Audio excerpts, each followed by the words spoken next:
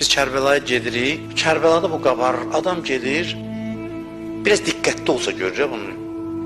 Belə ancaq başı o yazılara qarışmasa, hərdən bir başını qaldırıb baxsa, görürsən ki, adam zövq alır, ləzzət alır. Yəni deyirəm, oranın oteli də başqadır, avtobusu da başqadır. O tozu gəlir, onun da bir ləzzəti var. Qəribə bir şeydir ora. Gedirsən, ləzzəti alırsan tam, maksimum. Sonunda baxırsan savablara, nələr verəcəklər sənə. Sən onlar yadından çıxırsan, sən ləzzət, özünlə məşğul, öz keyfinlə. Hərdən mən xoş deyirəm Kərbəlada, nə ağlayasan, nə güləsən, oturub elə o ləzzətdə qərq olasan, göydən o ləzzət yağışı yağır hərəmin içində. Gedə bilmirik, heç olmasa danışaq, biraz qurdumuzu öldürək də.